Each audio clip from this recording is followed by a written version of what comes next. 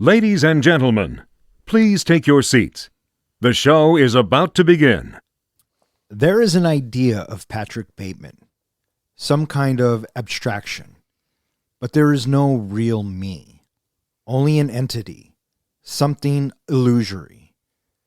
And though I can hide my cold gaze, and you can shake my hand and feel flesh gripping yours, and maybe you can even sense our lifestyles are probably comparable, I simply am not there.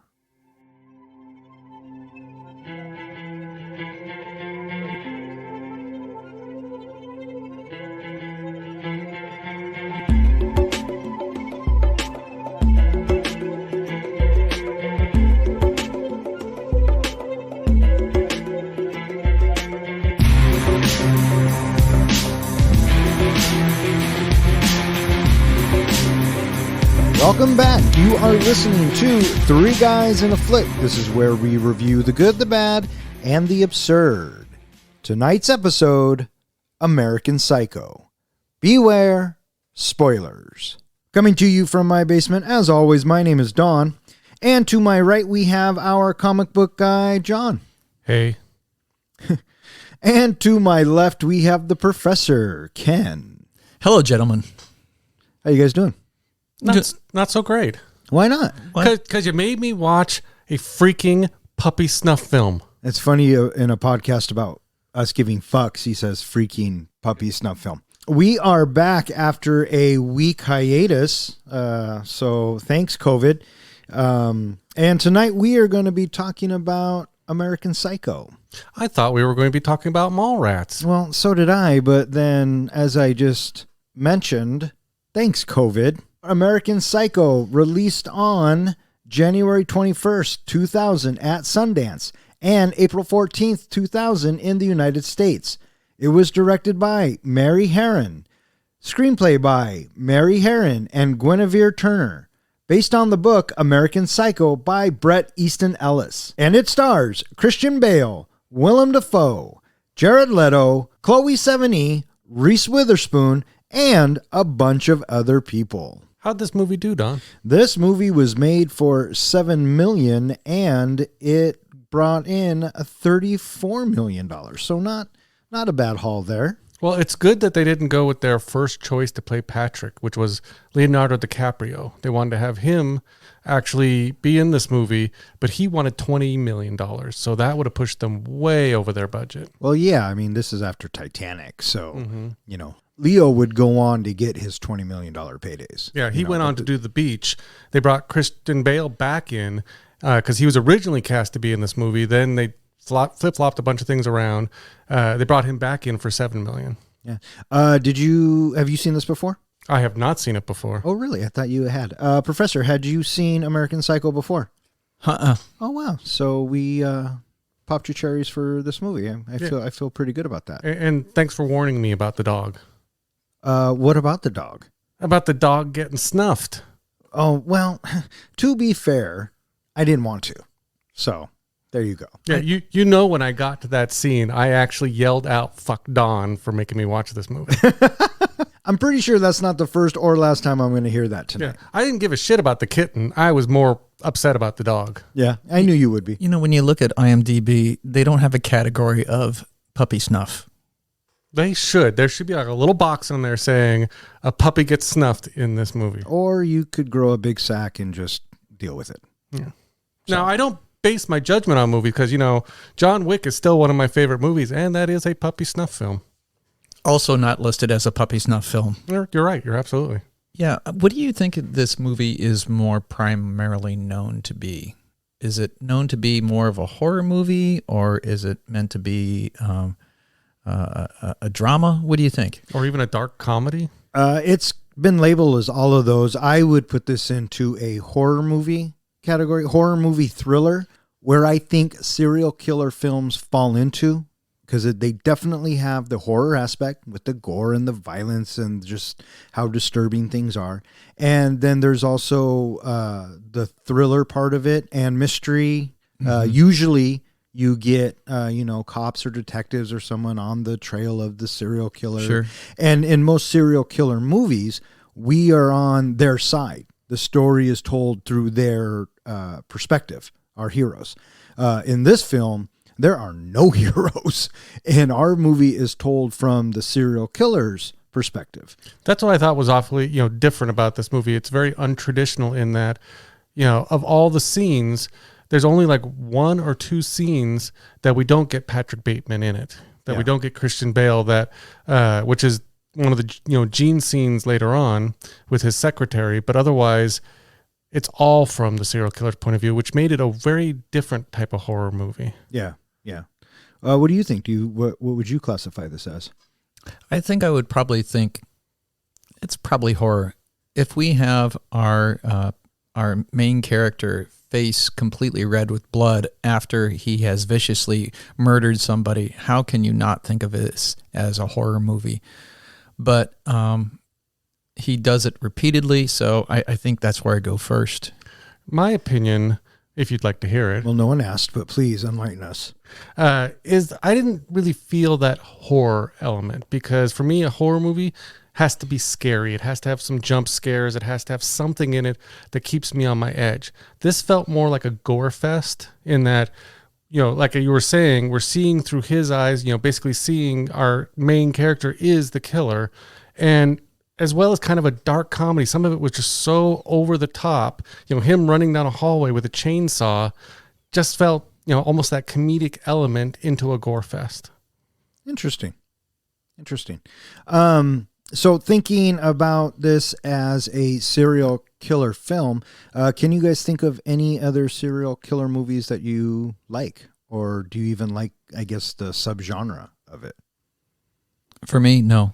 I can't think of any others, and 2, I don't like those.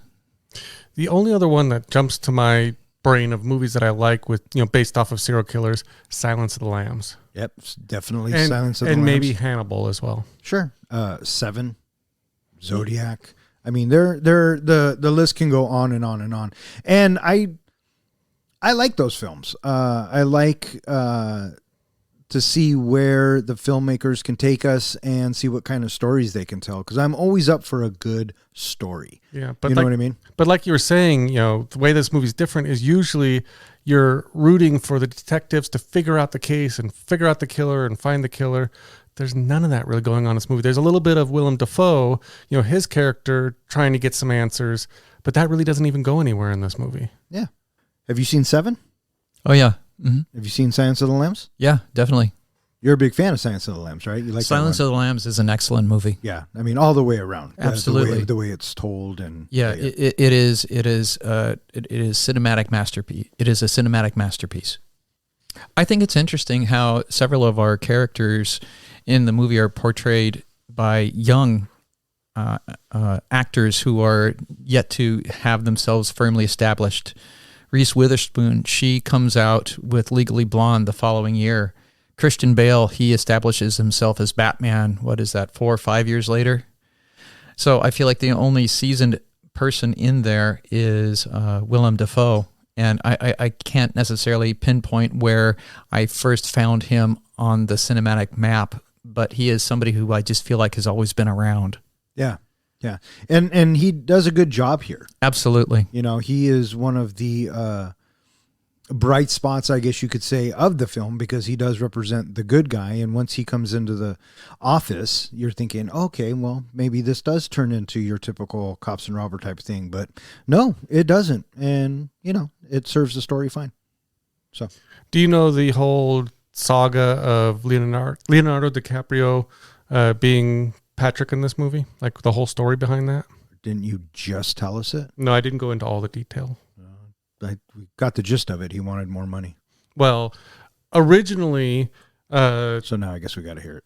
Originally, Mary Herron was scheduled to direct this movie, and she had figured out her cast. She had gotten Christian Bale as Patrick. She had everybody set up, and the producers decided they wanted Leonardo DiCaprio. He was going to star in this movie. She said no, and she basically said, if you force me to do this, I quit. I'm walking off. And they said, sorry, see you later. So she quit directing, and she walked off. She held to her principles.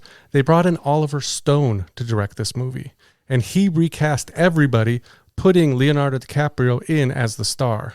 Then they found out that Leonardo DiCaprio, like I said earlier, wanted $20 million, and they said no. So he went off to do The Beach. Oliver Stone then said, you know what? I'm out too. I'm going to leave with him. So he left. They bring back in Mary, and she recasts it all with Christian Bale. So I kind of give her a little bit of props for sticking to her guns. I don't know if it's so much she was stuck to her guns as opposed to DiCaprio and Stone bowing out, because that's who the producers wanted, and they got him, but they weren't going to do it for what the producers were offering. So, yeah, she stood her ground and she walked away, but it could have easily gone the other direction. Mm-hmm. They could have said, oh, no, Oliver Stone. All right, well, let's get someone else. But who knows? Time, budget, whatever. They went back to her, and she cast Christian Bale. And, for what it's worth, good. You know what I mean? Because Christian Bale this is probably one of my favorite performances he gives. And I know that he plays the bad guy, but he's so compelling, and I believe everything he does. And I really enjoy the way they tell the story and how he becomes this unreliable narrator. Just the way it all comes together, I just really dug. When they talk about a little bit of the background of Christian Bale being cast in this movie, everyone apparently advised him not to do this movie. They told him it would be a career killer. Well, yeah, this movie is based on a book that was very controversial at the time, right? And have you read the book? I have not read the book, but now I actually kind of want to. I'm guessing you haven't read it either. No, sir. I didn't think so. Way more graphic. And I listened to it because who fucking reads? And I remember thinking, damn, you know what I mean? I had seen the movie first, and I heard that the book was good, so I listened to it. And yeah, if they would have put half of what he does in the film, talk about a career killer for sure. A lot of people credit this film from taking Christian Bale from being kind of a side character in movies to being the star of the movie. And this kind of helped him propel him into future starring roles. Oh, absolutely. When the first time I saw Batman Begins, when he comes out as Bruce Wayne, I went, oh, Bruce Wayne's a serial killer. That's fucking awesome. Well, you know that Bateman's only one letter off. Oh, from Batman? From Batman. So it was like a prediction, a prophecy. You're such a comic book guy. That's funny. And which is funny because I never put that together, and I don't think I ever would. And in this movie, who would you say kind of is his arch nemesis? You're stretching it there. I mean, that's a big stretch. Yes, you could say Willem Dafoe, and he was once not who I was going with. Oh, I guess you could have had two Jokers. I forget Jared Leto's in this. Yeah, you know what I mean. He's so quick. He's just in and out real quick. Yeah, and which is funny because he's in probably the most memorable scene from this film. There's really only a couple because that's the way this film is, but.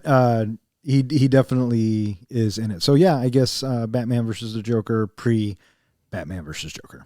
Other people that could have played Patrick included Ewan McGregor, Johnny Depp, Keanu Reeves. They were all considered for that role, but I think they chose right with Christian Bale. Oh yeah, without a doubt. So what you guys think of the soundtrack? Did you notice all of the 80s songs from it?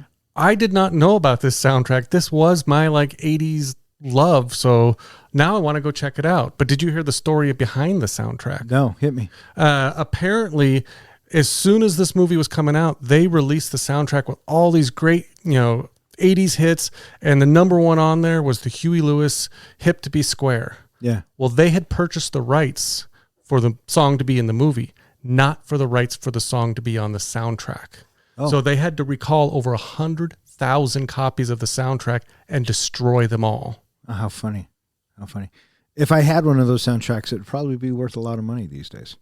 So, yeah, I thought the soundtrack was great. I thought it captured the tone and the atmosphere fantastic, and it made me think of Huey Lewis and the News and Whitney Houston and Phil Collins in a whole new light. Yeah. So, you know who, of those names you just mentioned, who refused to let her song, or gives it away right there, but who refused to let their song be in this movie? I'm going to go ahead and say Whitney because it was a very instrumental version that didn't sound anything like. Yeah, she refused. They didn't give reasons why, but they basically went with the instrumental because of that. Yeah. There were rumors that Huey Lewis was upset about his song being in this movie, but he has dispelled those rumors. He said that that is not true. In fact, if you go onto YouTube and search for Funny or Die, Huey Lewis, American Psycho, there's a really funny kind of parody of American Psycho with Weird Al Yankovic and himself. It's worth watching. Did you hear that, we know that kind of Christian Bale is a method actor. When he gets into a role, he, in this example, he speaks normally with a Welsh accent, but because of this role, the whole time he was on set or off set, he spoke with an American accent. Again, we talked about, I can't remember what movie it was, that Robert De Niro, it was a Cape Fear that Robert De Niro went in and had a bunch of dental work to make himself, look more of the role. Christian Bale did the same kind of thing in this, that he had his teeth really nicely well done, so that he would fit that role of this Patrick Bateman, this narcissistic character. He didn't like the way his teeth would fit and didn't think it would fit the role. Oh, interesting. In 1987, Patrick Bateman, a wealthy New York City investment banker, spends most of his time dining at popular restaurants while keeping up appearances for his fiancée, Evelyn Williams, and his circle of wealthy associates, most of whom he hates. At a business meeting, Bateman and his associates flaunt their business cards. Enraged by the superiority of his colleague Paul Allen's card, Bateman kills a homeless man. Bateman and Allen, who mistakes Bateman for another coworker, make plans for dinner after a Christmas party. Bateman resents Allen for his affluent lifestyle and ability to obtain reservations at Dorsia, an exclusive restaurant that Bateman is unable to get into. Bateman manipulates Allen into getting drunk, kills him, and leaves a message on Allen's answering machine claiming that Allen has gone on a business trip to London. So what'd you think about the opening? Which opening are we talking about? In the restaurant. In the restaurant? It kind of painted the picture of the world we're about to get into, and it really kind of showcased, the wealthy and what their lifestyle is like. Yeah, we listen to our waiters explaining the menus. We get the close-up of the exquisite-looking plates of food. Everything is so immaculate and prim and clean. Mm-hmm. And all of this is color saturated. It is overly saturated. And I thought that was an interesting way to open the movie. Yeah. I had trouble with beginning the movie. It felt really slow, and I just was having trouble getting into the movie to kind of click with it. I felt like it wasn't until we finally get the, and we'll talk about this a little bit later, but the murder scene between Bateman and Allen that I then started feeling drawn into this movie. It just felt like and the way the narration and everything was, it almost felt like we were watching someone reading from a book. Huh, I didn't get that at all. After the restaurant scene, we are introduced to Patrick Bateman properly and with his morning routine and that narration. And that whole scene with his narration and the visuals we're getting at the same time, it grabbed me. And I found it very interesting, and I kind of wanted to see where we were going next, So we're introduced to Patrick Bateman, and we kind of see the kind of guy he is, and he's right off the bat, we know he's narcissistic, and he is worried about what other people think of him. The scene where him and Evelyn are going to dinner, he's wearing his Walkman, he's listening to Huey Lewis, I believe, and she's talking to him, and he's telling us through narration that he can hear, but he's not really listening. And then they start talking back and forth, and he actually says, I want to fit in, and that's all this guy wants, is he just wants to be fit in, and he 100% cares about what other people think. And that's a very narcissistic way of life. Yeah, you can kind of start seeing a lot of his psychosis, a lot of his issues. You're absolutely right. He wants to fit in, but he also wants to be above everyone else. He wants to outshine everybody, and we get that impression when we move on to the basically everybody throwing out their business cards. He wants to be better than everybody. I love all of the 80s kind of references in this movie. I love the fact that he's got this Walkman. I love the size of their cell phones. It just takes you back to that era to see all of these things. Yeah. So from the restaurant, then we go out, then we do a quick jump to the nightclub right after that. And then the guys are out on the town for the night. They pay to get in, you know, they don't wait in line. They get straight into the nightclub. And then that's where we get that first little hint, that first little element that we see of the altar of Patrick when he tries to give tickets for the drinks, and then the gal says you have to pay cash, and she turns around and, you're a fucking ugly bitch. I'm gonna stab you to death and play with your blood. Right? That's where we first get to see him. Yeah. This is our first glimpse, I think, into the world. The whole idea of this movie is that everybody's into themselves. There's only one character in this whole movie that's really not just into themselves.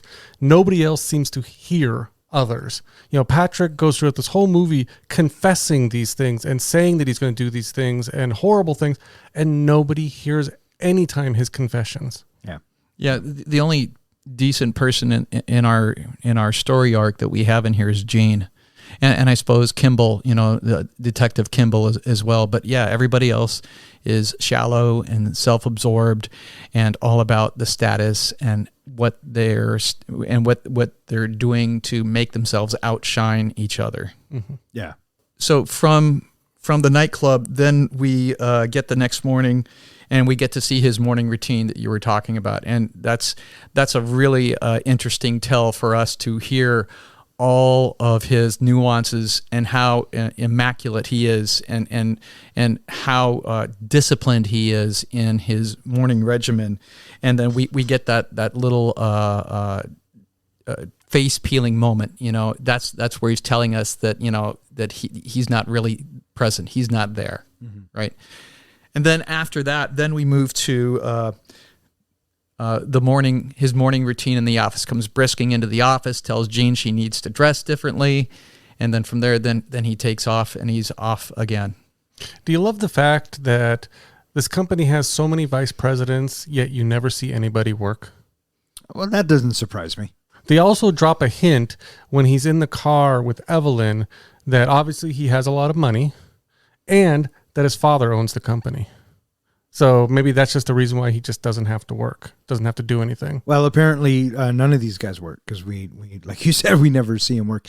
Did you guys notice that they all kind of resemble each other too? That was a thing that I thought was really interesting, in that you notice everybody keeps getting everybody's names wrong. Uh-huh. And I felt like that was a little bit of symbolism, a little bit of a call out that they're all interchangeable. They're all basically the same person. They're all wearing the same suits.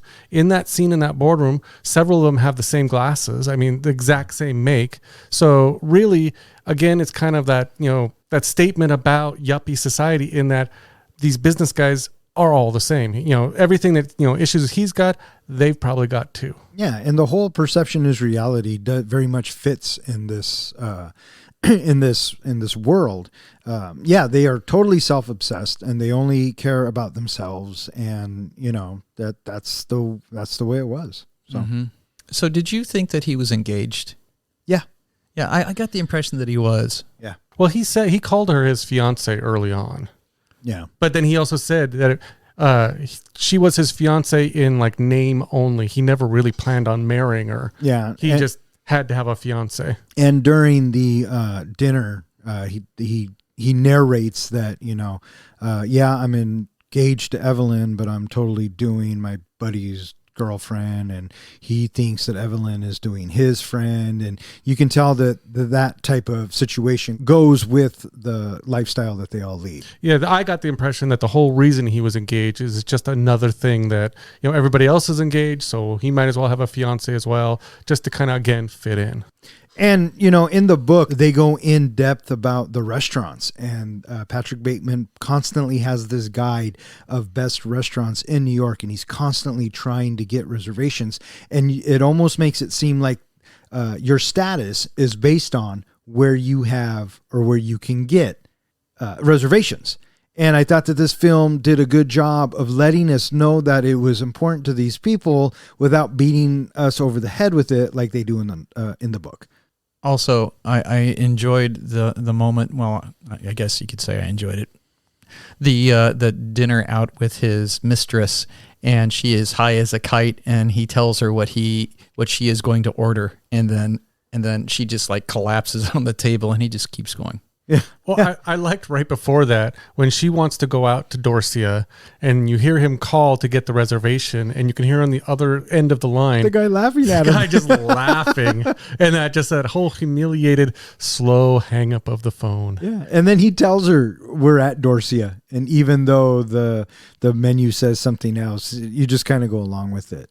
So the dinner ends and they leave, and as he's walking home, he walks up to this woman walking home as well, and then he looks at her and she looks at him, and then they start to walk off into the intersection together, and then we cut to him at the laundromat trying to get the blood out of his... That was cranberry juice. Oh, okay, bud. I'm glad that you think that. But it was so funny with the interaction that he was having with the cleaners, and he would just tell him, look right at him. He goes, I'm going to fucking kill you, right? I mean, he was just so out of left field.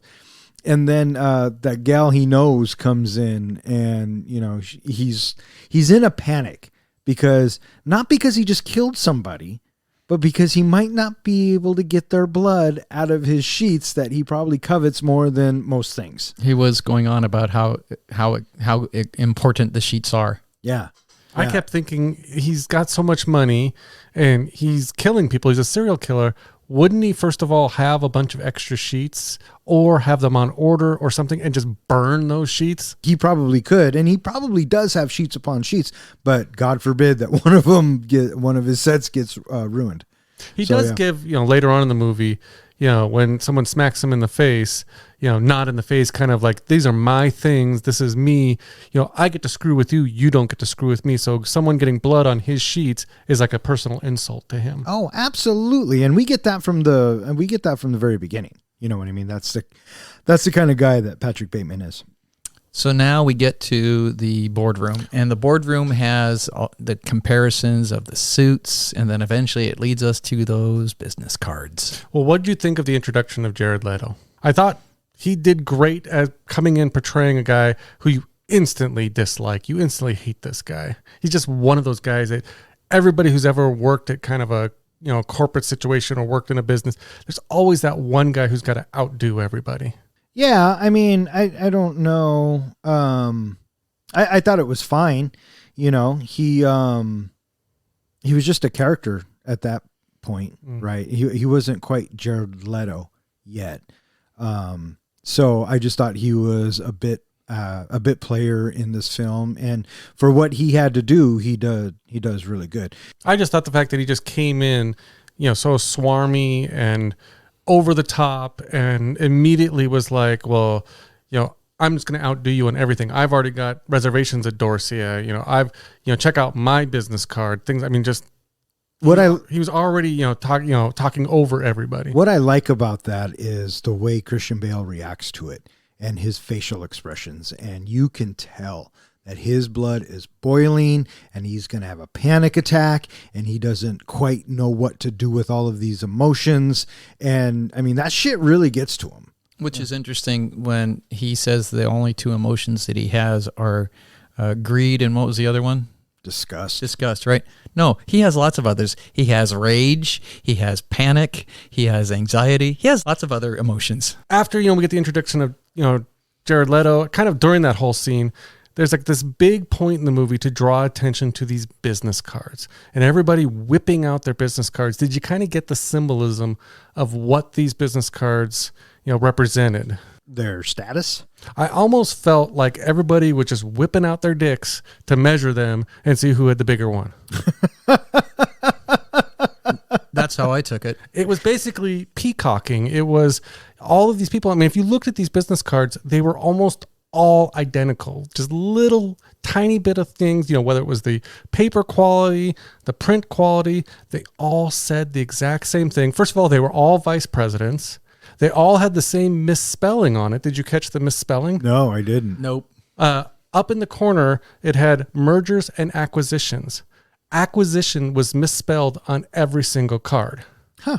So all of them, basically, that was just a symbolism to say that really, again, what we talked about earlier, they're all carbon copies of each other. They're all the same. There's nothing that really stands out by them except for that one-upmanship, that one of they're trying to look a little bit better.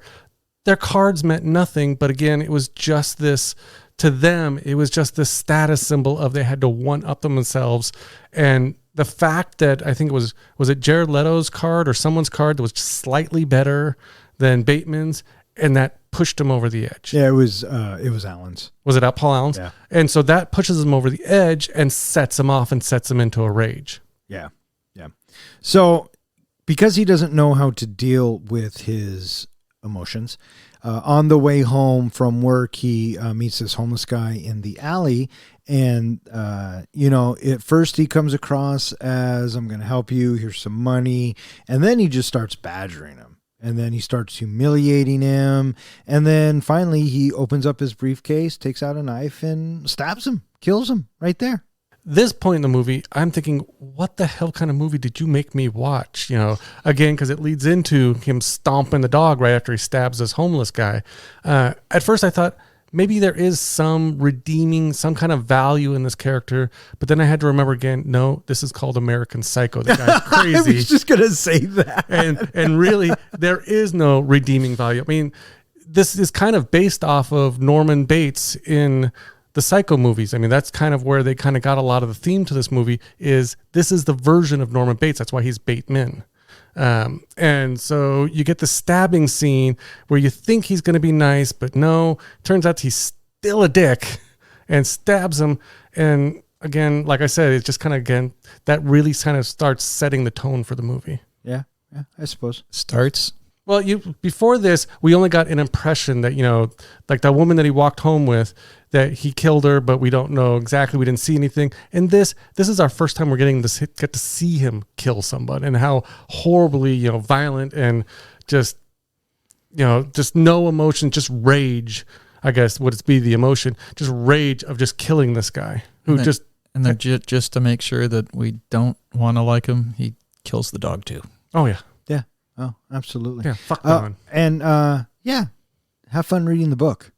So let's just say it goes into a lot more detail. Yes, I've heard there's even, I think, another dog too or something, or is it just the one dog? No, I think it's a couple dogs. He guts the dog or yeah, something? he does something pretty horrendous.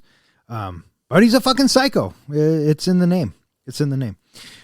So yeah, they go to a Christmas party and he's trying to fit in, and again, it's just this group of people that we have a lot of disdain for, and we don't like a single person in this room, and we're shown this is how the other half lives. And this whole time, Bateman, he just wants out. Is this the scene, or does it come later, of the doing the drugs in the bathroom stall? No, that's later. Oh, is that later? Okay. Yeah. But I mean, it's safe to say that all of these guys are on drugs. Mm-hmm. So oh yeah, it's very Wolf of Wall Street, but the other side. That's kind of the impression I got, was they're kind of going with that, or just the Gordon Gekko kind of Wall Street situation. Yeah, no, it's exactly what it was. It was to satire the 80s yuppie, and who was a better 80s yuppie than the people on Wall Street. So this is where Paul Allen and Bale kind of decide that, let's meet and have lunch. And did you notice that Paul Allen thinks that Bateman is completely somebody else? Yeah, what was up with that? I was perplexed. Because, they all look alike, right? And so he might have really thought that this was Habernath or whatever he thought it was, not knowing that it's Patrick Bateman. Or maybe Patrick Bateman really is Habersmath or whatever, and not Patrick Bateman. It's definitely to confuse us. This is kind of where I started to think that maybe this was kind of a Fight Club scenario, that maybe Bateman had two personalities, that he was really Habernath, but in his mind, when he went into his psycho rages and things like that, Bateman was the serial killer. And I thought maybe we were going to get that angle in the movie. But then it really, for me, turned out to be that they're all so self-absorbed. And that's what they're kind of, the statement on this whole yuppie Wall Street thing is they're so self-absorbed, they don't even take the time to know who they're talking to. They don't care. Yeah, exactly. They don't care. And that's kind of where it all nets out. So they go to dinner, and, from Bateman picks this kind of obscure restaurant where nobody is there, and Alan is just ripping into him about it, just mocking him and going on and on and on. And the whole while, all Bateman's doing is trying to get Alan drunk. Because after he succeeds, they end up at Bateman's apartment. And I think that this scene is probably, like I said, the most famous scene from this film. What did you guys think of when he started turning on Huey Lewis and the News, and you could see his raincoat and that shiny axe? And I mean, what were your thoughts? I enjoyed having him delve so deeply into the music history of his musical artists that he appreciates. Whenever he does that and he just takes this deep dive, it's like, man, you are just way out in your own little world. Completely, right? Well, I just felt like, I love doing research into the, music backgrounds and origins and the story behind certain music songs and movies and things like that, that maybe I'm just one podcast with Dawn away from pulling out an axe. Well, you may pull out said axe, but I'm not too worried about it because I'm pretty sure your aim's not that good, and we could probably be faster than your axe. Well, that and your back axe up every once in a while. Oh, good point, Professor. I didn't even think you could get it up. So how about that? I bet you that didn't go the way you were planning, huh? But yeah, I think that I enjoyed the shininess of the axe. Mm-hmm. The fact that nobody has an axe that's shiny. I know. And he puts it on, and he's doing this whole charade talking about the music, and he hides the axe behind his back, and he kind of dances backwards to hide the axe. He did the moonwalk. Is that what he was trying to do? It was a lousy moonwalk, but yeah, it was the moonwalk. In fact, everybody loved what he did in that scene with the dance move, except for the author of the book. Hated that scene and hated the fact that he did the moonwalk. Yeah, well, one thing I appreciated about the scene was his enthusiasm for this kill. He was so excited and just so into it and so giddy almost about being able to kill Paul Allen that, telling the story, you could hear the glee in his voice. Yeah, he was so excited. And then he takes the axe and just hacks him to pieces. And they do it very, I don't want to say classy, because, after all, he is getting hacked up, but the way they filmed it was smart. They just gave us a lot of blood spray and Christian Bale's reactions. And in movies today, we would probably get one or two cutaways of the axe hitting the body and the body moving and something in there to shock us and make us go, oh, fuck. But they didn't do it here, and it was just as impactful. You don't need it. Right. And it really worked. And so he, chops up Paul Allen. And did you guys notice that the blood spattered only on one side of his face? And then when he sits down to light his cigar, you kind of seen the clean-ish side of his face. And it was very reminiscent of Two-Face or your dual halves. Again, right? like I said, it feels kind of like that Fight Club motif that maybe there's two personalities. I myself wouldn't throw Fight Club right out there just because I don't like the fucking movie. But the concept, yeah, I get it. One thing I noticed about this movie, and I could be way off on this, if you notice a lot, especially early on in the movie, when we see Patrick's apartment, condo, whatever it is, and Paul's, everything is white, bright, and perfectly clean, perfectly nice. I don't know if that was just a way to make sure that we see the blood splatter easier, but it seemed like every time there was kind of this murder that was planned or Patrick, was kind of gleeful to do it, it was in a clean, sterile environment. Whereas the scene where he kills the homeless guy was not planned. That was just full of rage. So that was one of the murders that was like in this dirty, unclean environment. I think he lives in the white surrounding just because it looks sterile. And that's the kind of character he is. Because when he does murders in Paul's apartment, that's not white. The bedroom is, but the rest of the apartment isn't as sterile as his. And I think the one, Paul Allen's murder is the only one that happens in his place. So I thought Paul Allen's happened in Paul Allen's place. No, it happened at his place. Bateman's Okay. place, right? Because after this, he goes to Paul Allen and pulls a suit, leaves a message saying he's going to London. He's creating a reason why Paul Allen is missing. He did almost kill Jean in his apartment, Right, but he didn't. but he did not ultimately. Right. But he was giddy about it at first, and then he kind of was remorseful about it. But we'll get into that in a second. Did either of you ever watch the show Dexter? I saw a couple episodes. I heard about the concept, but no, I never really got into it.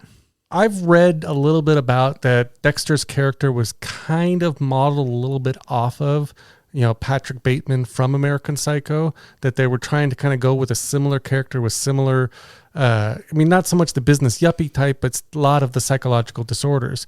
In fact, they kind of show that in some scenes where Dexter is going to get his drugs filled that he used to basically knock out the bad people.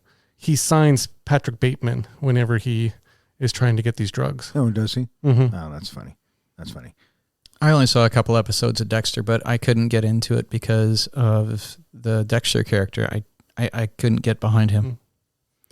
I want to talk a little bit about the apartment kill of Paul Allen as well, because I think this is probably one of the strongest moments of the movie. Christian Bale, he really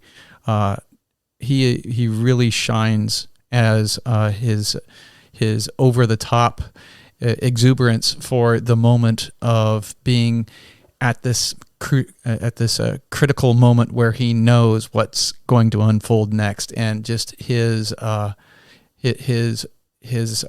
enthusiasm, as he prepares himself, putting the jacket on, he's dancing, and I think that Christian Bale really starts to shine here. That you could see that he has a future of acting in front of him. I just saw this movie.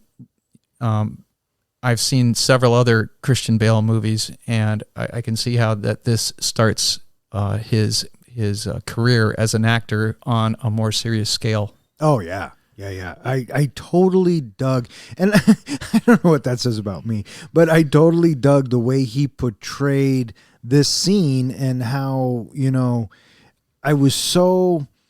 I hesitate to use the words into it, but I was intrigued, and I knew what was coming.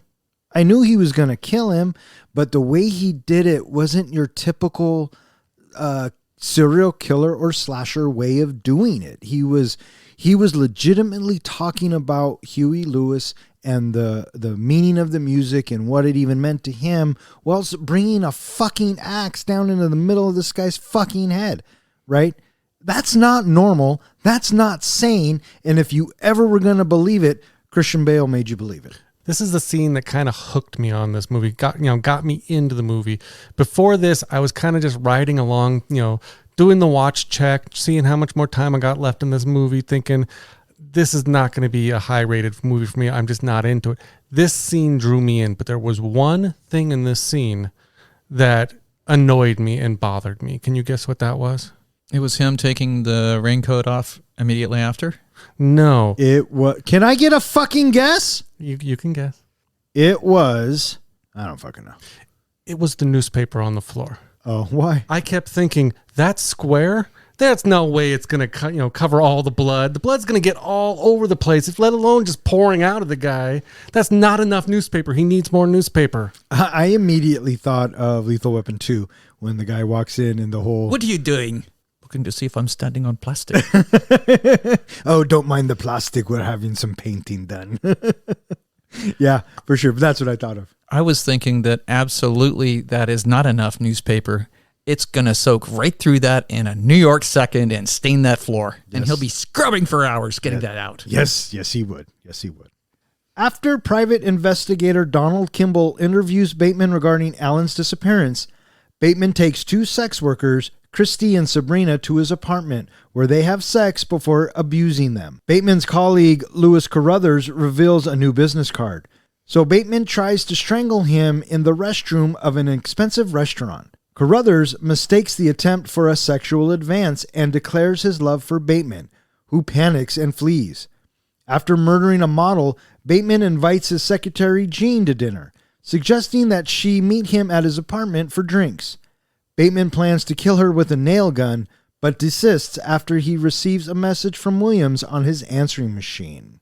So I really appreciated having Willem Dafoe in this movie. He really shone for me. He was a strong character, and when he's getting his questions out, and then Patrick starts to get a little. Wait a minute. What, don't you already know this? Yes, but we just want to see how well you know him. Right. And then what does he say? He says something to the effect of, "Am I under suspicion?" or something like that. Right after that, then the camera shots are tight. We're tight on both of their faces. Yeah, I noticed that too. And I thought that was really good. And then from there, Kimball's tone changes, and now he is definitely analyzing what is happening next, and I really appreciated that moment. And they do such a good job with the back and forth with Bateman and Kimball and the line of questioning, and you can see that Bateman is really on edge, and he could break and just lose it, but he regains composure and fills out Kimball, and then the dialogue goes back and forth, and I thought it was a great scene. Did you know how they filmed that scene to get the effect that they did? With cameras, I'm guessing. With like Willem Dafoe's, his lines that he delivered. Basically, the director had him read the lines 3 times. First time was that the detective had a suspicion he was guilty. The second time he read the lines, it was he knew he was guilty. And the third time was he had no idea, he was just fishing for information. And so what the director did is she took different parts each scene to throw in, he's speaking from a vantage point that he suspects it. He's speaking from a vantage point that he knows. So it was to throw the viewer off and give that feeling of, what does this guy know? What does he not know? Does he know he's guilty? Does he not? And give that kind of confused feeling to you. And a good director will do methods like that. And no, I didn't know that. And now I'm going to go back and rewatch it looking for that, because the scene works. And you can tell when, I guess, Bateman is antsy and things like that. But no, I never noticed it about Willem Dafoe's character. So yeah, I'm going to check that out. That's good. Yeah, you can see it in his brow. His forehead on those tight shots that he is definitely, looking at him suspiciously. It really shines, and I really appreciated that moment. He carries us well through this scene. Yeah, I'm pretty sure this is where Bateman says, "Oh, he's in London" or something like that, and Kimball's character says, "Yeah, we've heard that too, but we can't confirm it." And then you're like, "Wait a minute. Is he really in London?" So this is the beginning of the seed that they're planting in your head that maybe this is or is not really happening. So my first thought is exactly that was, is there some question of whether or not he really did kill him or didn't kill him? I just then took it as nobody seems to know who the other person is. So if someone says, "I was with Paul Allen in London," it could have been some other Joe Schmo that they just thought was Paul Allen. Right. Yeah, absolutely. Mm-hmm. So we have a scene right after this where he's exercising, he's working out, and what does he have on the television? And it's great because as we don't see it right away, and you hear her screaming, and he's grunting because he's exercising. So you kind of think, oh, maybe he's getting it on or whatever. Uh-huh. But you're right. It when we see it, it's the fucking Texas Chainsaw Massacre.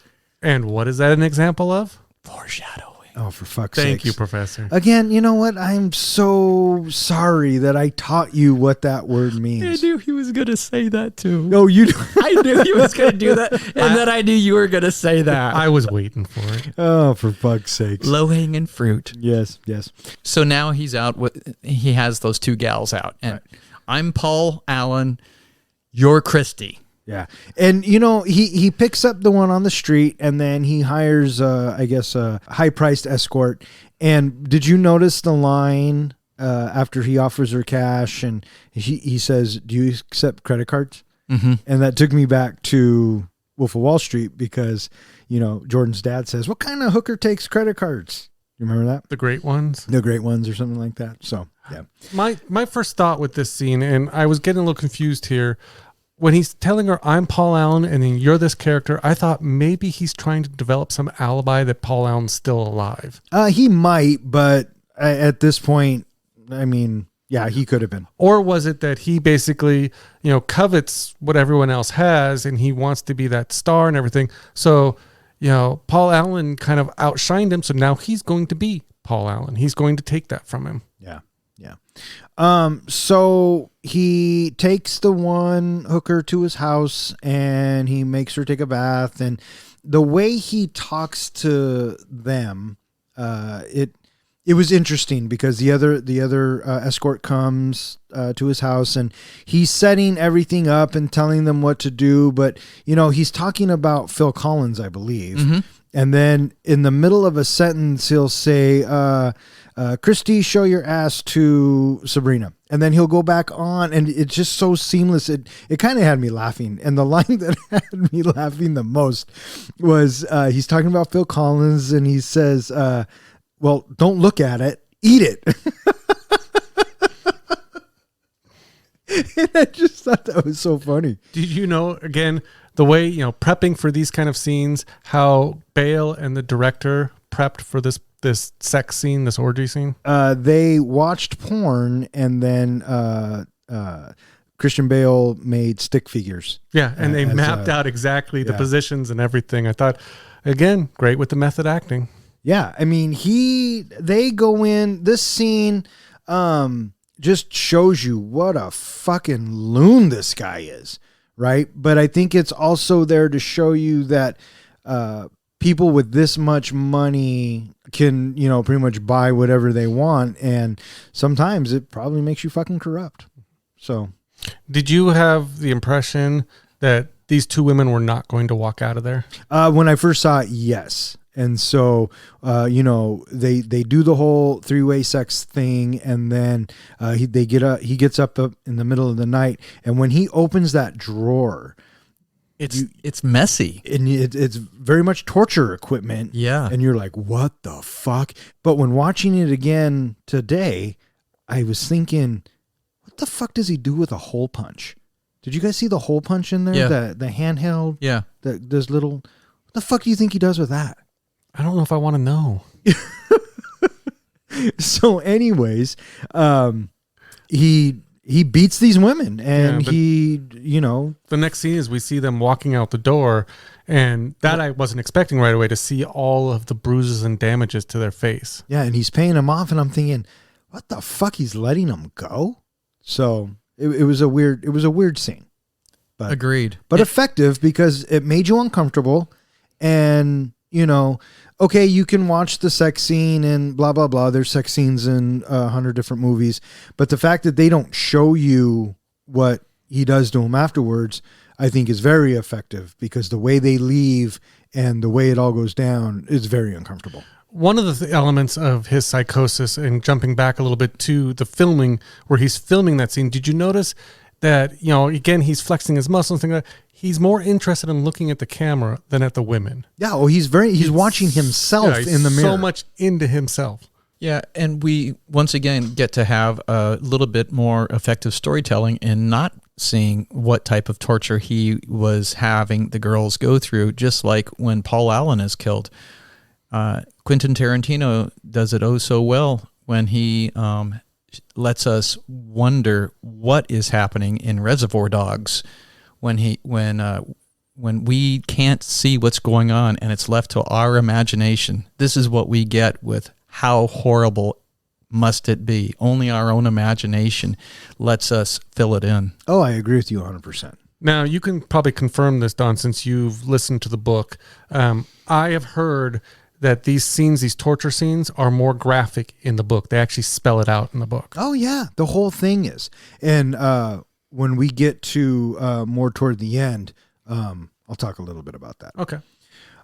So yeah, now he is at an expensive restaurant, and his colleague Carruthers, the redheaded dude, Lewis, gives him a new business card, and it enrages Bateman. So he follows him into the restroom where he's going to kill him. And now I'm thinking, ooh, he's getting bolder. He's going to do this to his friends in the middle of the day. And, I agree. Things are kind of going to go off the railroad track here.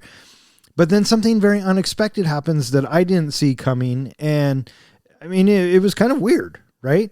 He hesitates for just a moment. Yeah. The fingers go around the neck, and then he hesitates for just a moment. And that is enough to allude that he may not be killing him.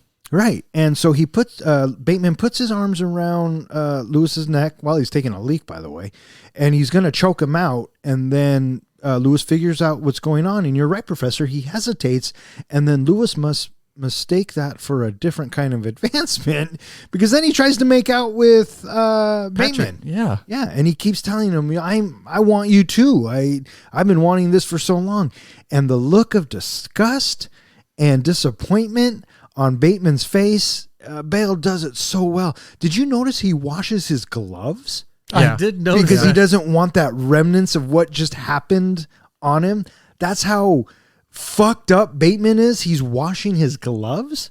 My first impression was, besides being disgusted by Lewis, that he wants that fear, he wants that anxiety, he wants them to know, the people that he's basically attacking or murdering, to know they're going to die. And Lewis's reaction of, "Oh, you're making an advance towards me," threw him off and threw him out of the moment, and he wasn't getting that fulfillment that he wanted. Yeah, so he takes off. Or another thought that I had during this scene was, Patrick justifies his affair with this friend's wife. Was it Lewis's wife? Mm-hmm. Because he assumes his wife's having an affair. I thought he thought his wife was having an affair with Lewis. Was that not correct? No, his fiancée, Reese Witherspoon, was having an affair with Justin Theroux. Oh, okay. I wasn't sure if because right here we've now ruled out Lewis having an affair with anybody. Yeah, except for other men or something. Right.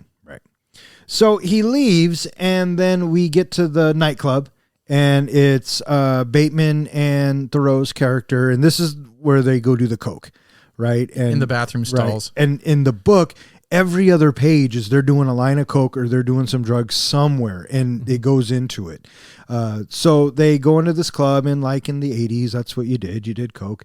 And then this is where he meets this model. He goes, leaves with a model. Before we jump to the model, I love the fact, just the interaction. This is actually one of the things that actually made me laugh out loud, was when they were getting Justin Theroux's character was getting so stressed out about the guy in the next stall not minding his own business.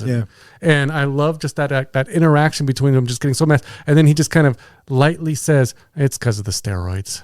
Yeah. Did you hear why the guy told him to keep it down? Yeah, keep it down. We're doing drugs in here. Keep it down. We're doing drugs in here. I just that was kind of this dark humor element, dark comedy element that I think is kind of sprinkled throughout the movie. He says, "Yeah, sorry, it's the steroids." So he picks up this model, and nothing good is going to happen to this model, but they don't show us because they don't need to show us, because they've already shown what kind of dude Patrick is, and now we can safely assume that he's out of his fucking mind, and, the model is going to die. Plus, I think we see her head in the fridge later on. Well, the very next scene we see is he has a lock of golden hair that he in his pocket he quickly tucks into his pocket. It's like, yeah, so he's one of those serial killers that takes trophies. This was another element that kind of bothered me in this movie is, in a lot of cases with serial killers, they're very routine. They usually use the same kind of weapon. They follow. He seems to have almost like 6 or 7 different serial killers in him. He'll use different weapons. He seems to enjoy using different weapons. Sometimes he keeps trophies. Sometimes he doesn't keep trophies. It's alluded to, especially I think in the book, that he's cannibalistic and he's eating parts of his victims, especially their brains. He's so many serial killers just melded into one. So then he decides to ask Jean out. And she is more than happy to comply. Yeah, she's pretty giddy about it. I knew which restaurant she was going to ask for. Absolutely, because everybody asks for Dorsia. And they make such a big deal about this restaurant in the book, too. So I'm glad that they pushed it, and we got the significance of it without it having to be re-explained over and over again, kind of like it is in the book. Did you have any faith that Jean was going to make it out of this? At this point, I didn't know what to expect, because there are no rules here. And I mean, he is killing indiscriminately, and he is just being off the rails, right? I mean, who knew at this point? I thought this was kind of, especially with the interaction with Lewis, kind of broke something, and that, he didn't get his fix with Lewis. And so asking Gene out was just kind of, I need to get my fix. I'm a drug addict. I need to get my kill. And so I just no longer care about the structure of how I do things. I just have to get that kill. Right. So he tries to get a reservation at Dorsia, and then he tells Jean to come over to his house at 7, and she shows up. And then this is the bit where he is walking around, talking to her. They're having a dialogue, and he is trying to figure out how he wants to murder her. He pulls out some duct tape. He takes a fucking nail gun. I thought he changed his mind when he put the duct tape away, as in, I don't think I'm going to do this after all. I thought that he decided that he wasn't going to do it with duct tape, but I still feel like he was on the path to do it. I thought that once he got the phone call and Evelyn leaves a message on his voice machine, that it was a turnoff. Right. He was on this adrenaline. He was getting really turned on, because that's how serial killers do it. A lot of them do it for that satisfaction. And this was kind of like the foreplay. He was walking around with the tape, with the nail gun. There was something else though, wasn't there? No. So he had the nail gun up, and then the phone call happens. Yeah. Yeah. And so, it's Evelyn on the answering machine saying this, that, and the other. And, but he would have to press that nail gun to her head first. Well, yeah, but I'm sure it's lightning quick. Oh, right? Yeah. So, he had it up there. So he sits down and he tells her, you know what, you got to go, because I think that if you stay, you're going to get hurt. And she is thinking, emotionally. Yes. Totally right. We're going to make bad choices. Totally right. And he's like, no, you are physically probably going to die. So you got to get out of here. She even asks him twice, "Do you sure you want me to go?" Because I think she wants to hang on. I think she wants to get it on with him.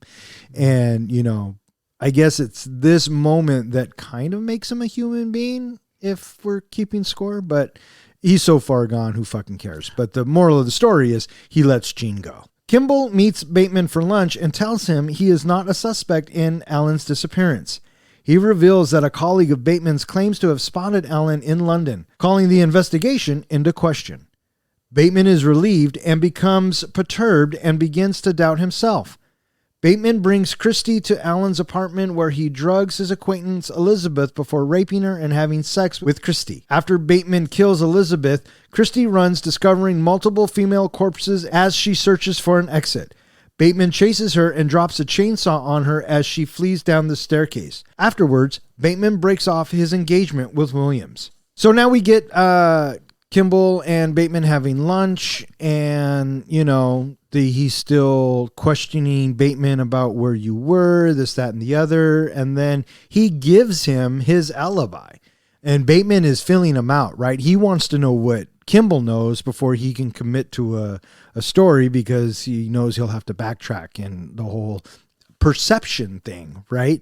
And so, Kimball reveals that, you were at that dinner too with Paul Allen, this, that, and the other. So pretty much lets Bateman off the hook. Yep. So, again, Dafoe does a great job, and I really enjoyed his character, and it's at this point where Bateman even starts to doubt himself. Was I there? What was I doing? Type of a deal. So this is going into what's going to ultimately become the theme of this movie is, is it in his head or did it really happen? So every once in a while, they're sprinkling little nuggets to make us, the audience, question really what's going on. And the main way they are doing that is they are giving us such an unreliable narrator. You can't really trust anything that's happening or coming out of this guy's mouth. All you can do is sit, watch, and wait to see what happens. Yeah. The thing that we have to remember about this main character is he's freaking nuts.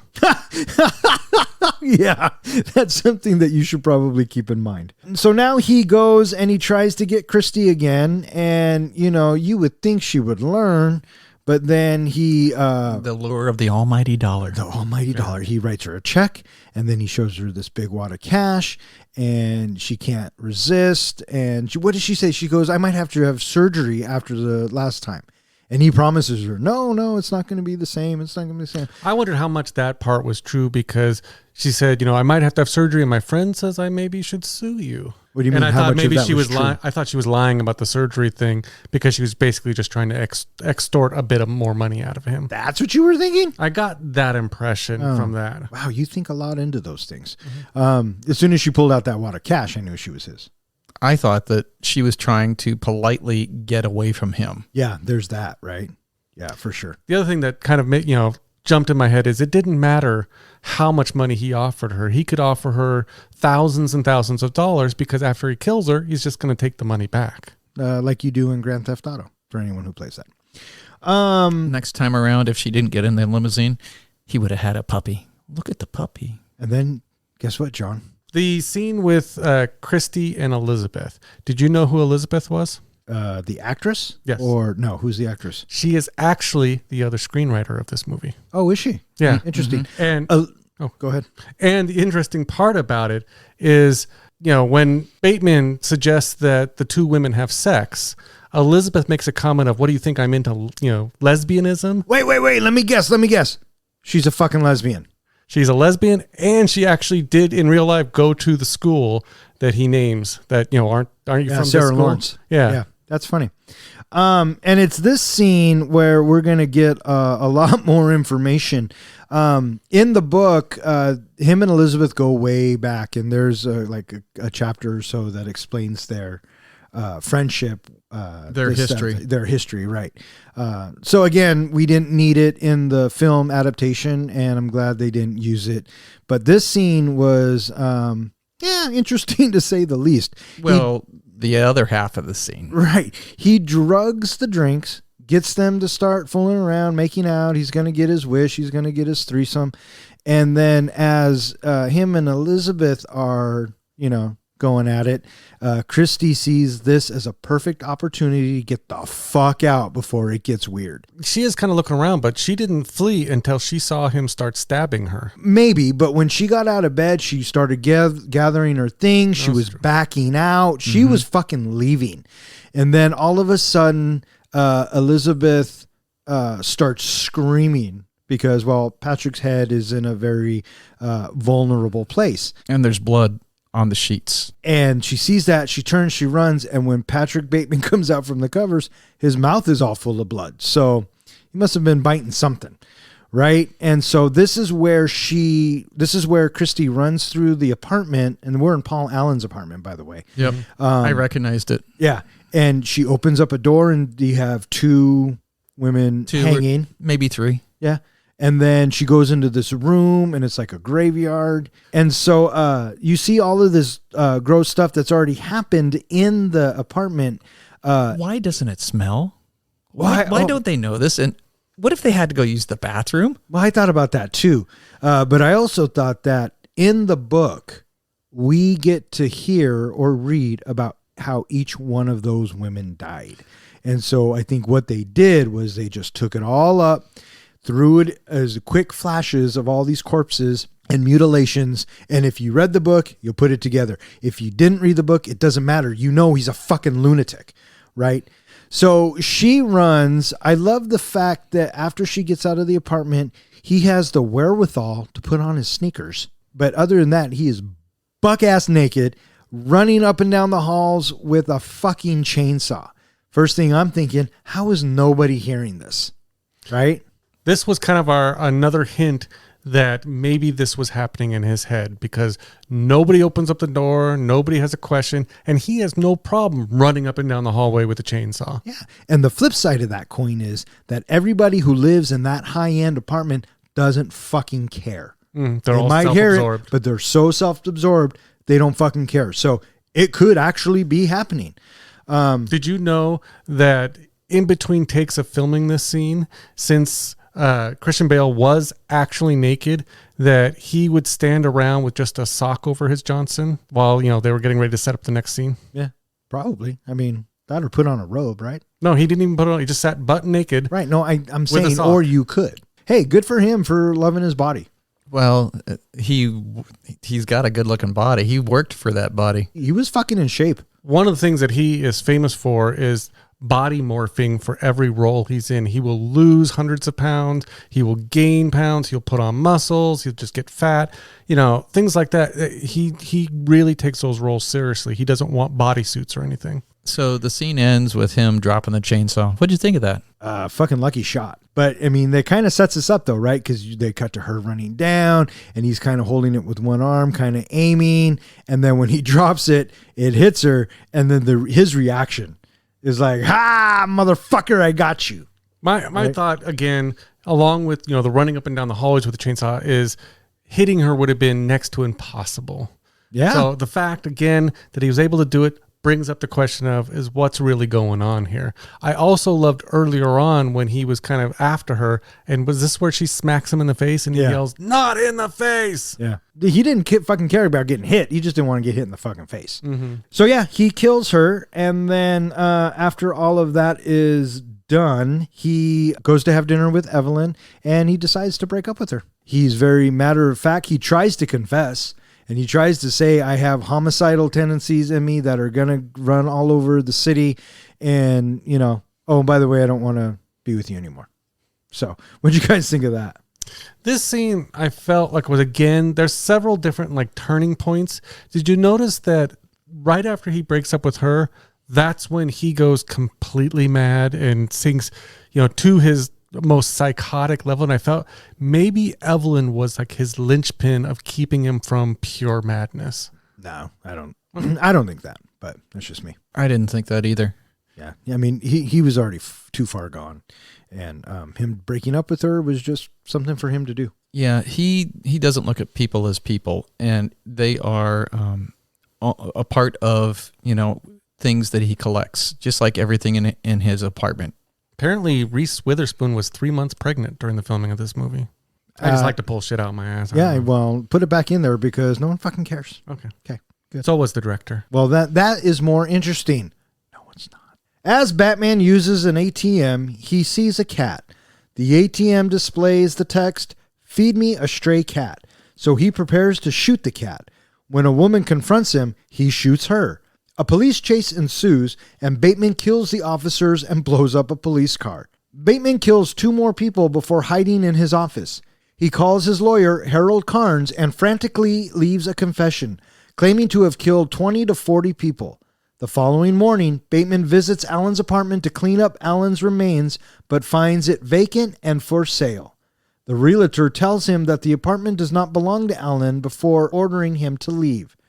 Bateman again meets Kimmel, who assures him that several witnesses saw Alan in London. While Batman goes to meet with his colleagues for lunch, Jean finds detailed drawings of murder and mutilation in Bateman's office journal. Bateman sees Carnes and mentions the phone message. Carnes mistakes Bateman for another colleague and laughs off the confession as a joke. Bateman clarifies who he is and again confesses the murders. But Carnes says his claims are impossible since he recently had dinner with Alan in London. A confused Bateman returns to his friends. They muse whether Ronald Reagan is a harmless old man or a hidden psychopath before discussing their dinner reservations. Bateman, unsure if his crimes were imaginary, realizes he will never receive the punishment he deserves. Roll credits. This is where we get Patrick going to the ATM, and as soon as you read what the ATM says, you have to start to think, what the fuck is going on now? Because the ATM tells him, "Feed me stray cats." And there just happens to be a kitten at his feet, and he picks it up. For some reason, I thought once he picked up the kitty, he was going to break its neck or do something like that.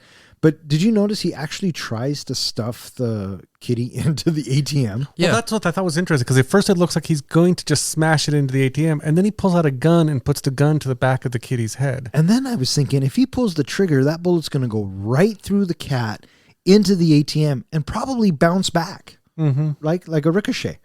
You know, but luckily we don't have to get any more animal snuffness going on. And this old lady comes out, so She saves the kitty. She saves the kitty, but it's a good news, bad news situation, right?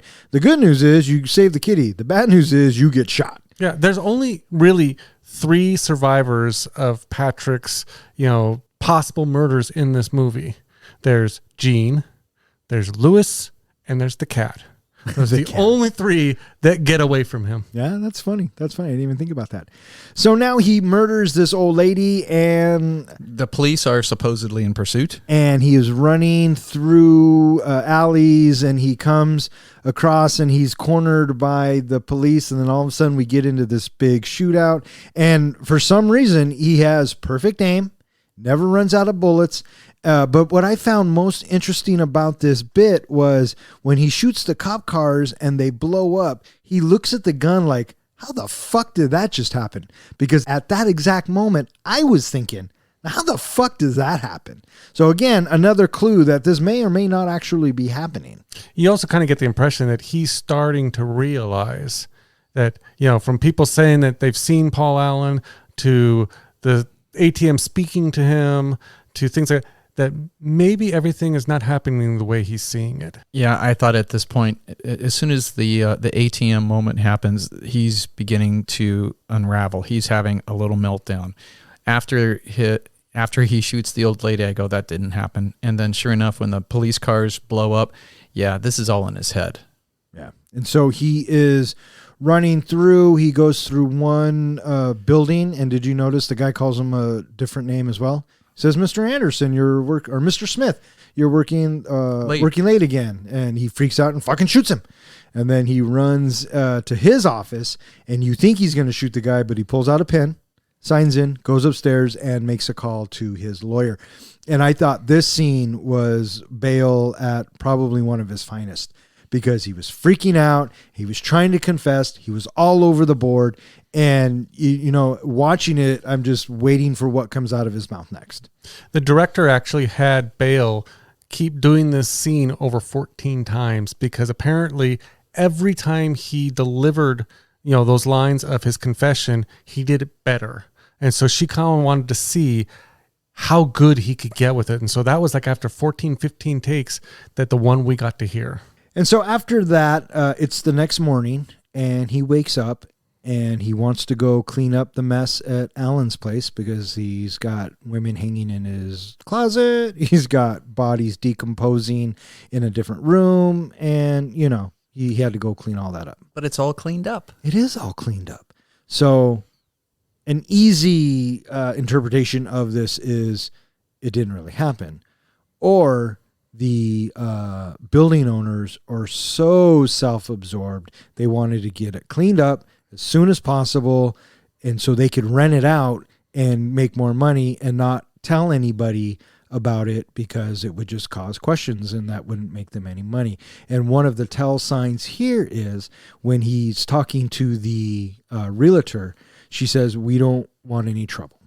So don't make a big deal out of this. And, we disposed of everything, just fuck off. Well, this is where it kind of brings up three theories about the movie. And then there's a fourth explanation from the director and writer. So the first theory is that Patrick is a serial killer and he's killing all these people. The second theory is that it's all in Patrick's head, which we've brought up several times, of maybe he didn't kill all of these people. The third theory is that Patrick was killing people, but his descent got so far into madness, now he's imagining all of these things like blowing up the cop cars, things like that. A lot of people put that dividing line from when he filmed himself with the two prostitutes and all that and narcissism and everything, that's where his brain really snapped. And after that, it's questionable about what murders he committed. So do either of you subscribe to any of those theories? Well, to subscribe to any of those theories, we'd have to talk about the end of the movie. Mm-hmm. You know what I mean? Well, I'm just thinking at this point, do you think he's committed all the murders, he's committed some of the murders, or he's committed no of the murders? Well, at this point in the movie, I don't know yet because we're not at the end of the movie. Typically in movies, they're going to resolve it for us one way or another. And was I questioning shit? Sure. Was it weird? Absolutely. But I knew we were almost there, but we weren't there yet, so I was holding on. The director has kind of revealed in an interview that everybody is wrong. And the director and the writer both agree on this. They wanted it to be ambiguous. They wanted the ending to not give you the answer of whether he did the murders or not, and wanted it to be questionable because in a book version of this kind of situation, you don't need to have the answer at the end. People just accept, oh, great. It kind of ended on a weirdness of, could it have happened or didn't? In a movie, people want answers. They want to know. And they said that's one of the reasons why they felt that the movie didn't work as well as the book. The book just ends kind of like this. But you're right. When you read something and it's in your mind, you can end it however you want. When you're watching a movie, it's visual. And so we are being told one way or another how to feel, right? And so with this being ambiguous, there's a lot of questions out there. And I think it's up to the viewer on how they want to take it. And the fact that the director and the author say it's meant to be that way, well, then so be it. Yeah. It's harder to accept in a movie than it would be in a book form. Yeah, but I think it worked fine. I think it worked well. So he goes right outside, calls in to Gene, and then Gene goes through his planner. And Gene's going through his calendar, and she sees all of these drawings of just fucked up shit. And meanwhile, Bateman is having lunch, and what are they talking about? Where they're going to have reservations, where they're going for dinner, and things like that. And then he sees his lawyer, and he goes up, and the lawyer doesn't even know it's fucking Bateman. He thinks it's Davis. And Bateman's like, why are you calling me Davis? And he goes, that's who you are. You're Davis. The joke you made about Bateman was fucking hilarious. Bateman's a loser, blah, blah, blah. And Christian Bale's like, what the fuck are you talking about? I really did all this shit.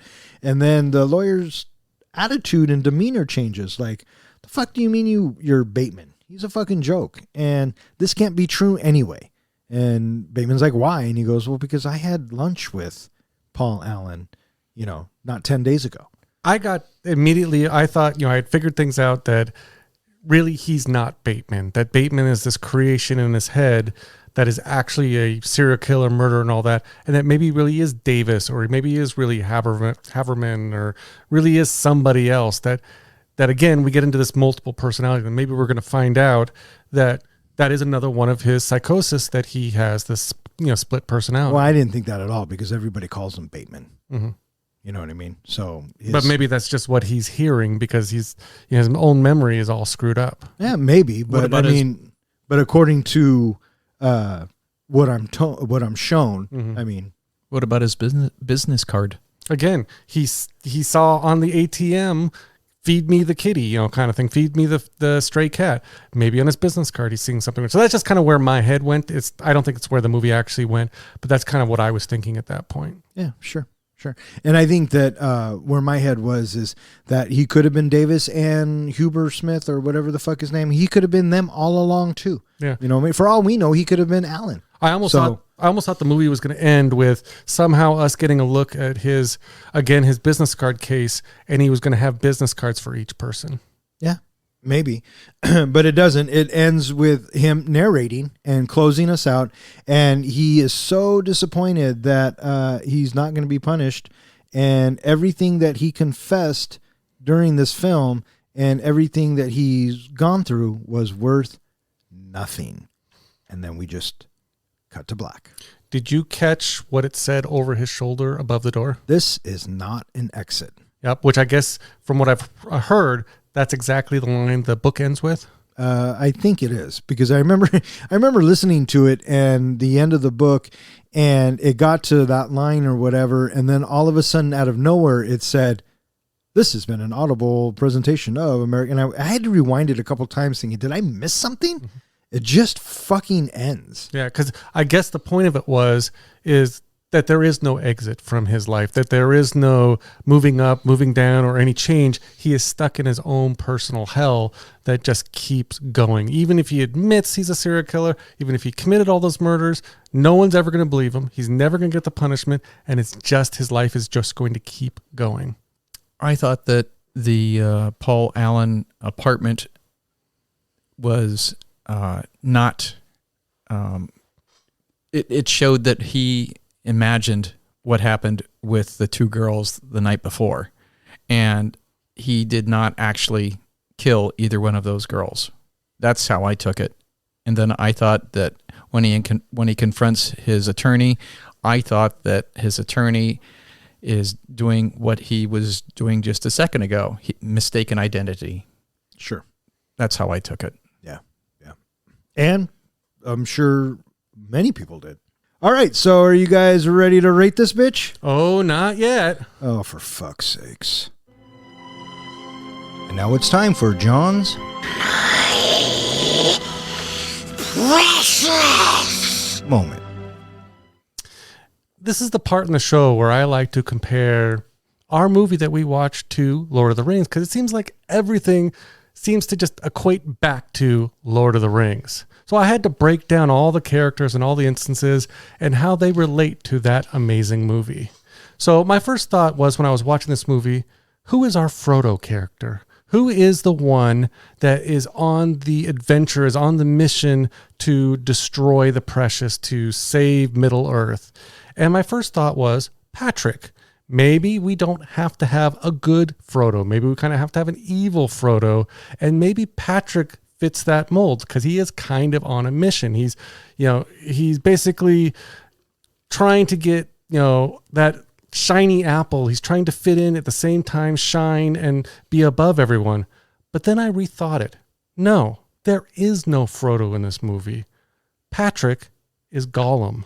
We are watching Gollum's descent into madness and banishment, all in the pursuit of his precious. Patrick's descent into madness could be seen, I felt, really the breaking point was with Evelyn when he lost his ring. When his ring was taken away from him, that's where he basically lost his shit and had to seek out, his precious and go more into what he needed to find. So the question is, what was the precious? What was his goal? Well, again, as I mentioned, his goal was fitting in and at the same time standing out. It was his desire was his precious. He desired to have that standing out and fitting in at the same time. And in a way, it almost was like the business card was a metaphor for that. So the business cards were like the ring, and the power they had over him was that desire. So when he lost everything is when he descended more into madness. Now you could ask the question, well, where's the fellowship? Does he have a fellowship around him, or is there even a fellowship in this movie? I thought maybe his friends, but when I got rid of the Frodo idea, I didn't feel like a fellowship was needed anymore. Sam or possibly Gandalf, who would those characters be? I felt like maybe Jean, his assistant, was Sam, in that she was always trying to help him in the beginning, make his reservations. She was his administrative assistant, so she was helping him and there for him. But at the same time, she was the only one who was not so self-absorbed that she could start seeing Patrick for who he really was when she started looking at those doodles, those things that he had done in his planner. So in that way, maybe she was more of a Gandalf character in that she could see through it. Gandalf talks in the movies about how, he knew, Bilbo had the ring, and he knew he could kind of see through the veil of things. So maybe that was a little bit like Jean was more of a Gandalf character. Mordor, I felt like that was corporate America. It was the whole situation of Wall Street where they were on. Now, the Mount Doom of casting off the precious, I felt when I was watching the movie, I was kind of watching of where that change was. Where was that point where Patrick cast off his desires and cast off for everything he was going for? For me, that was the moment he confessed everything to his lawyer on the answering machine. That's where he threw away all his desires, and now it was almost like he was seeking punishment. He was admitting all of his wrongdoings. He was trying to get, it seemed like he get to a point where he wanted someone to stop him. And so for me, that was the point where he threw the ring into Mount Doom to destroy all of that. But I also felt like, in a way, maybe it was like, Frodo's instance when he was on the edge and ended up giving into temptation of the ring, in that, yes, he admitted everything, but then he still got away with it, and it keeps going. So maybe we didn't get the ring cast off. I don't know. What do you think? Fucking stupid. I thought it was okay with the Gollum bit, but then after you left the Gollum bit, it all went right off the fucking rails. So I'm, give me a grade there, Professor. D-. D- from the Professor. I'm going to give you a C. I did like the Gollum bit because it was different than what you've done before. And it kind of made sense, but That was the only thing. and then the 10-minute explanation after that, yeah, I didn't need so much. Okay. So C for you. And that was John's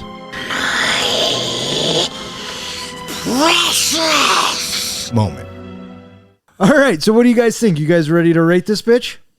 I am so ready. Professor, how do we do our ratings? We do our ratings on a scale of 1 to 5 fucks. 5 fucks is a movie that is cinematic gold. You are ready to watch this movie anytime. A 1 fuck movie is you're one and done. You were wanting to watch it, so you watched it, and it's like, all right, I don't need to see that anymore. And what's a 0 fuck? A 0 fucks is somebody owes me 2 hours of my life back. Thank you very much for making me watch this. Not. And we just don't give a fuck.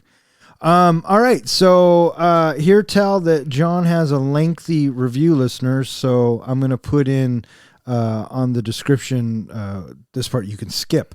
John, go ahead, take it away. As I said earlier, the beginning of this movie was a very slow start for me. There was so much dialogue. I felt like the movie started dragging earlier on, and especially when we got to the dog snuff part, I was really starting to pull out of this movie. It wasn't until the scene where Paul Allen gets killed that I was pulled back in to see, oh, this is what the movie's really going to be like. Regarding the story, according to the director, it's not about murder. It's about yuppie culture and the melding of identity and the drive to stand out in a superficial society.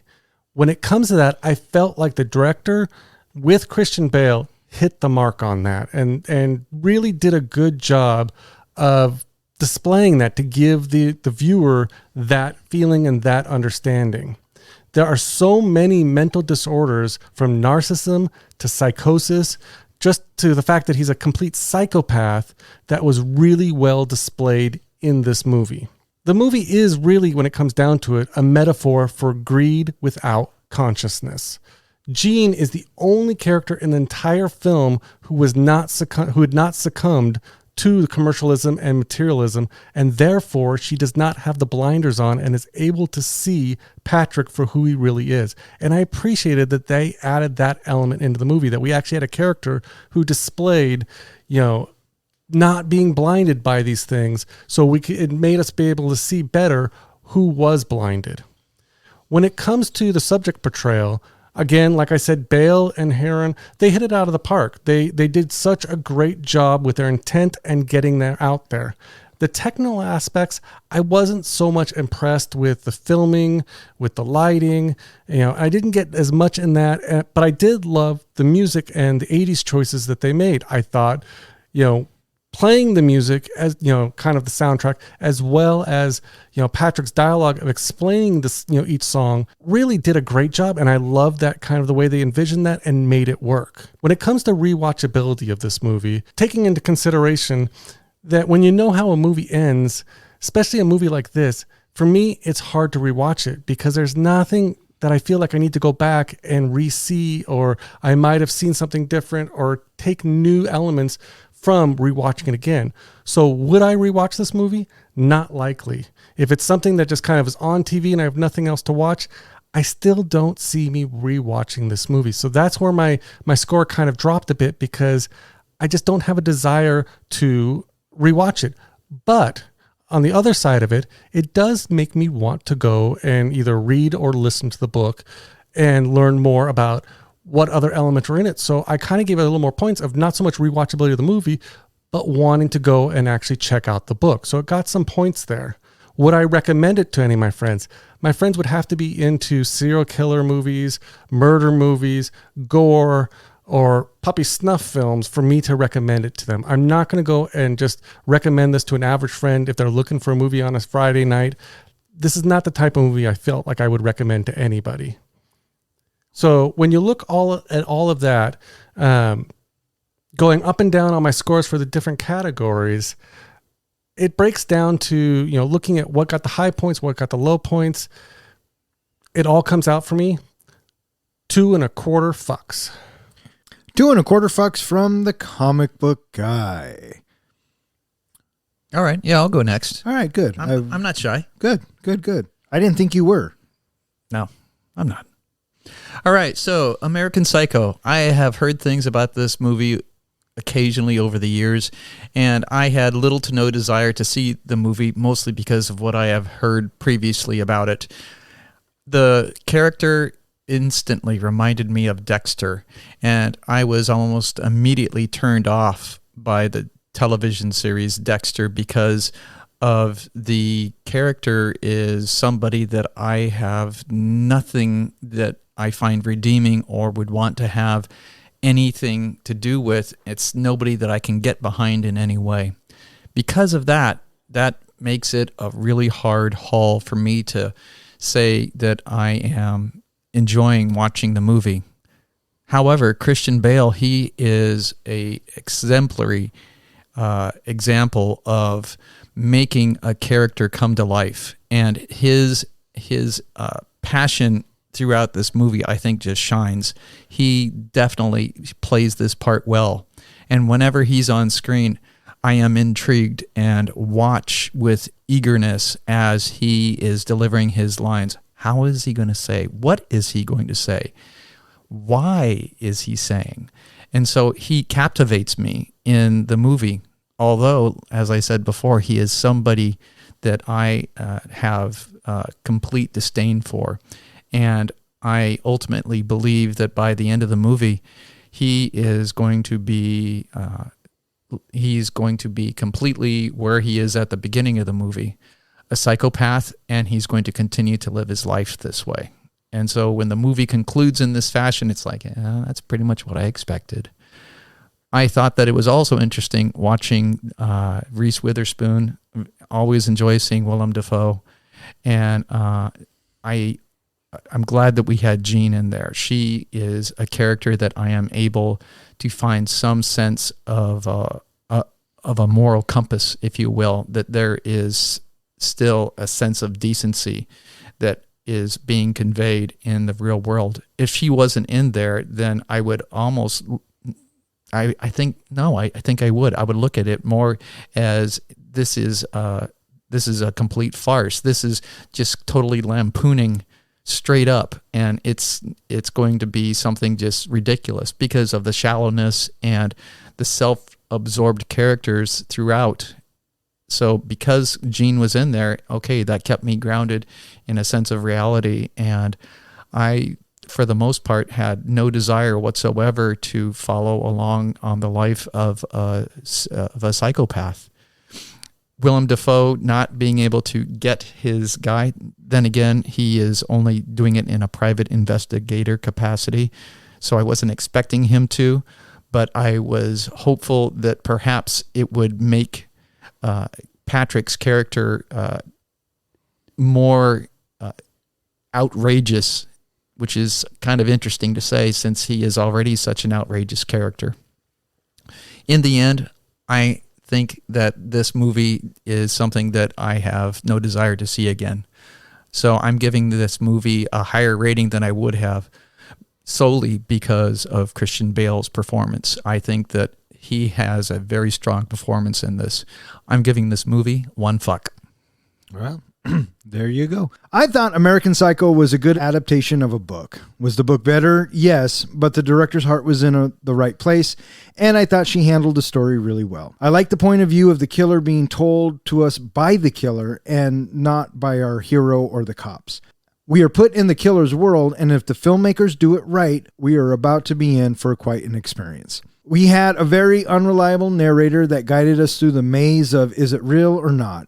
I appreciated the misdirection sprinkled in here and there, the mistaken identities, the crazy directions on the ATM, and even the cop car explosions. The movie is a satire of yuppie culture, consumerism, and the excessiveness of the 80s, with some brutal horror elements thrown in. Movies about serial killers are a dime a dozen. Now, there are some standouts, don't get me wrong, but for the most part, we've seen them a dozen times. The thing that makes this one different is not the setting or the brutality, it's the casting of Christian Bale. Christian Bale's performance was so convincing and felt so real. His narration from the beginning, beautifully stitched in with the visuals, made this compelling and grabbed me right away. The way he conveyed two different personalities seamlessly made me engaged in what the filmmaker was trying to tell us. The supporting cast of characters felt very natural to the story. They all interacted with each other, made me dislike them all, with the exception of Willem Dafoe. I didn't necessarily like any of these characters, but this wasn't a film where I was going to find a character to get behind. There was no hero, only villains per se, and I was fine with that. The pacing of the film was good, the soundtrack was awesome, the way they used the music alongside Bateman's monologues was unnerving and genius. The horror scenes were effective, the filmmakers didn't shy away from showing us things that would make us uncomfortable. The scenes where they tell us he's killed without actually telling us or showing us are a good way of not overloading your audience with gore and violence. This movie had no clear ending, and I dug that about it. Movies that make you think and discuss after watching them have had an impact on your life. Even if it's just for that one moment, they've done their job. I enjoyed this movie a lot. Not sure what that says about me, but that's another topic for another podcast. I am giving American Psycho 4 fucks. All right, so that is going to wrap it up for this episode of Three Guys in a Flick. I want to thank Zach, Ronnie, and Jill for always listening. Keep on listening. If you are curious about what we are going to be reviewing next, please go to the website or check our social media page. I know that we said that we were going to do Mallrats, but again, because of COVID, we had to push our True Believer out a couple of weeks, so we look forward to that. We also look forward to having Danny on the show to talk about Pulp Fiction, so a lot to come from Three Guys in a Flick. Speaking of which, hey, John, where can they find us? If you want easy access to our podcast, show notes, movie trivia, etc., be sure to check out our website at www.threeguysinaflick.com. You can also find us on the various social media websites and any site that hosts podcasts. All right, so for Three Guys in a Flick, I'm Don. I'm John. And I'm Ken. Thanks for listening.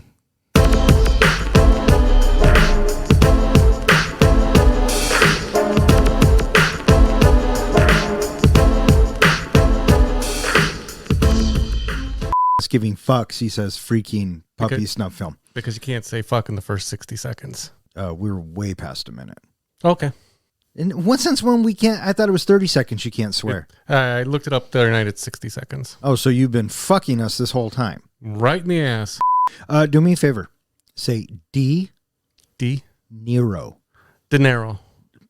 Did it again. D. Nero. De Niro. De Niro. De Niro. Oh, fuck. I swear to God, he just can't do it. My first thought was, do you know how hard it is to get a good secretary? Of course it was. He probably had to go through his head, I'm going to have to hire somebody new. She's not going to be as good as Jean. I better let her go. I'm pretty sure you can't use the word secretary anymore. But well, back in the 80s, you could. Oh, yeah. There's a lot of stuff you could do in the 80s. Administrative assistant. So then, yes, it leads us to the next scene where he's at the ATM withdrawing some cash. Right. Who can pull hundreds of dollars out of an ATM? Can I read go. it? Can I read it first before you fucking move ahead? Go. Before you say, oh, can we go back to the fucking ATM? Well, Batman goes to meet with his colleagues for lunch. Jean finds detailed... You know why it's funny? Because he actually was Batman. It's not me fucking up the name. Was he? Not in this one. And I completely forgot about it until you came over. I originally thought when we picked this movie that I'm not going to do the Lord of the Rings on this one because I don't see it happening. And someone's going to ask me what the Precious is, and someone's going to ask me what the cast to get off was in Mount Doom. Chances are we're not going to ask you. And second of all, you don't get to pick or choose whether you do it or not. You're going to do it. So, I mean, there's that. So be prepared each time you're saying. That's exactly what I just said. Wrong on both. To be completely honest, up until... Are you not normally honest with us? That's what I was just thinking. Sometimes. Maybe you like gore. Maybe you do secretly like the puppy snuff films. No, here's the thing. The gore in this movie does not affect me at all since you made me watch Bone Tomahawk. Then I have done my job. Once you have been brutalized by that movie, you are... This is a walk in the park. Oh. I have one question. Yes, sir. Professor, do you have your porn version of this movie? No. Do you have any suggestions? American Psycho. You could do American Nympho. You could do. That's probably what I got. What do you got? I had written down Anal Psycho. Anal Nympho. Anal Nympho. I kind of like. I think you win it this week with American Nympho.